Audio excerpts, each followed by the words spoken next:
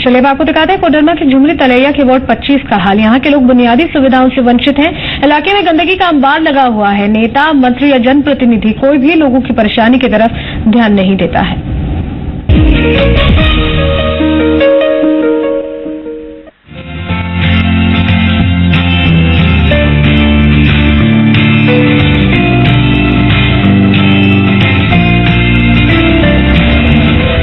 खबर मोहल्ले के इस खास कार्यक्रम में आज हम आप पहुंचे हैं कोडरमा के झुमरी तिलैया के वार्ड नंबर 25 में। वार्ड नंबर 25 का यह इंद्रपुरी मोहल्ला है और जिस तरह से इस मोहल्ले का नाम इंद्रपुरी है और कहीं ना कहीं कह सकते हैं कि जो शिकायतें हैं, तकलीफें हैं, वो इस गंदगी से लोगों की दिख रही है। लोग हर दिन इस गंदगी से दो चार होते हैं। चलना फिरना, घर में रहना भी लोगों का दुभर हो गया है। इसी गंदगी और इसी गंदे पानी की गंध हर दिन लोग बर्दाश्त करते हैं, चाहे घरों में हो चाहे सड़कों पर हो। लोगों को कहीं ना कहीं इस गंदगी का प्रभाव हर रूप में झेलना पड़ता है।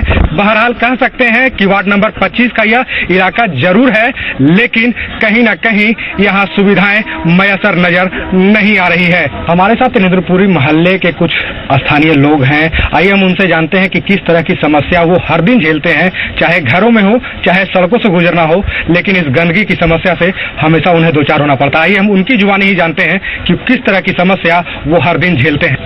हम लोगों को यहाँ पे काफी समस्या होता है, जैसे कि मतलब यहाँ पे जितना भी गंदगी है तालाब में, वो जब दिन होता है, पानी गर्म होता है तो पूरा बदबू हमारे घर में जाता है। शाम के समय मच्छर काफी बढ़ जाता है, जिससे हम लोग को उससे भी परेशानी होता है, बीमारी का सामना करना पड़ता है। और साथ ही साथ मतलब यहाँ से गुजरना आना जाना मतलब बहुत ही प्रॉब्लम है। स्कूल बच्चे गिर जाते हैं और सरकार से भी कहना है कि सुअर का पालन अलग किया जाए। वो भी बहुत ज्यादा गंदगी फैलाते हैं हम लोग के लिए। कह के गई है कि हम बनवा देंगे, लेकिन फिर कह के जाती है, आती नहीं है। हाँ, और अधिकारी भी आते हैं। हाँ, अधिकारी भी आते हैं, कुछ नहीं करते हैं। आते हैं, सब चीज पूछते हैं, पूछ कर चल जाते हैं और फिर भी कुछ नहीं कह पाते हैं। हम लोग के बरसात आने पर हम लोग इतना दिक्कत हो जाता है कि हम लोग रह नहीं पाते हैं, घर में पानी घुस जाता है। जितनी बातें बोली गई है, ये आने जाने की जो सब समय जाड़ा गर्मी बरसात सालों भर जो है परिस्थिति ऐसी ही रहती है। कुछ लोग आते हैं, अधिकारी लोगों कभी सफाई करवाते हैं जाल से। सफाई कराने के बाद देख लीजिए, अभी जो है सफाई 4 दिन हुआ ये कराए हुए और वो सामान अभी तक यही रखा हुआ। बोला था कि इसको उठा के ले जाएंगे, आज तक ले नहीं गया। भले यह क्षेत्र नगर परिषद के इलाके में आता है, जो सुविधाएं यहाँ देखने को मिल रही है, यह कहीं से नहीं कहा जा सकता है कि यह नगर परिषद का इलाका है। जो तस्वीरें दिख रही है वो कह सकते हैं कि कोई दूर दराज के ग्रामीण क्षेत्र का इलाका है। लोग यहाँ टैक्स भी देते हैं, भारी भरकम टैक्स भी लोगों को देना पड़ रहा है, लेकिन न पानी की सुविधा है, न बिजली की सुविधा है, न सड़क की सुविधा। और सच पूछें तो जो स्वच्छ भारत अभियान जो चलाया जा रहा है, उसका एक मजाक इस मोहल्ले में दिख रहा है। हमारे साथ कुछ युवा भी हैं, आइए हम उनसे जानते हैं कि हर समस्या के निदान के लिए वो क्या प्रयास किए हैं और जनप्रतिनिधि उनके इन प्रयासों पर कितने खरे उतरे हैं। कोई गंभीर नहीं, गंभीर यही है कि लोक अदालत में मैं पर्सनल रूप से केस विगत 4 वर्षों से लड़ रहा हूँ।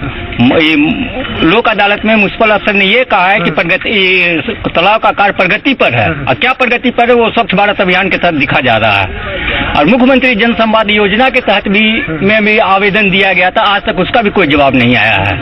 माननीय सरकार सिर्फ दिखावे के लिए स्वच्छ भारत अभियान चला रही है, डिजिटल इंडिया चला रही है, उसका कोई फायदा पब्लिक को नहीं मिल रहा है।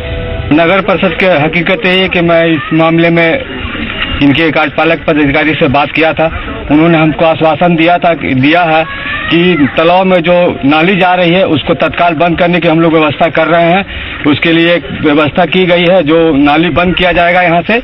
और जहाँ तक जो गंदगी की बात है, उस मामले में उन्होंने आश्वासन तत्काल दिया है कि एक स्लम को यहाँ से हटाने की व्यवस्था की जा रही है, ताकि जो सबसे बड़ी समस्या बगल में स्लम होना है वो स्लम हटाई जाएगी, तो इस समस्या को हटाया जा सकता है ना। बच्चा जा सकता है, स्कूल का बैग गिर जाता है, बच्चा गिर जाता है, और इसको लेके हम लोग नगर पालिका भी गए।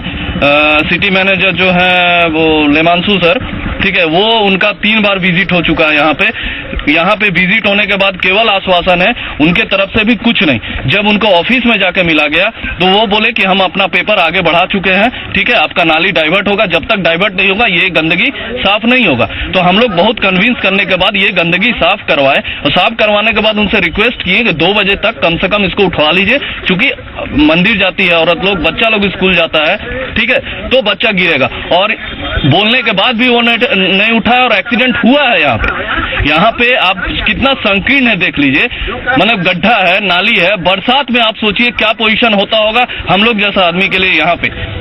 भी वसूलती है, लेकिन आपको जो सुविधाएं हैं मिल रही है? नहीं, क्योंकि ऐसा सड़क का रवैया हो गया है कि कोई भी अगर इस मोहल्ला में बड़ बीमार हो जाए, सीरियस हो जाए, तो गाड़ी आपका सीधे देवी मंडप के पास लगी रहेगी। लेकिन ऐसा पोजीशन नहीं है कि घर के पास से आकर के कोई बच्चा को लेकर के गाड़ी में लेकर के चला जाएगा। ये आप रवैया देख रहे हैं कि क्या सड़क का स्थिति है। और तो सबसे बड़ा चीज है कि हम लोग के यहाँ आने वाले अब है कि घर में आने वाला छोड़ दिया है घर में आना, वो डर से। अगर वो 12 बजे ट्रेन से आती है तो हम लोग को स्टेशन जाना पड़ता है, इसलिए ताकि वो गिर न जाए, ये पोजीशन है। और इसके लिए हमारे यहाँ अतिथि आना छोड़ दिया है। तो आप कह सकते हैं जो लोगों की समस्या है, जो तस्वीरें मुझे भी दिख रही हैं, लोग गंदगी में रहने को बेबस हैं। गजेंद्र, जी मीडिया, कोडरमा।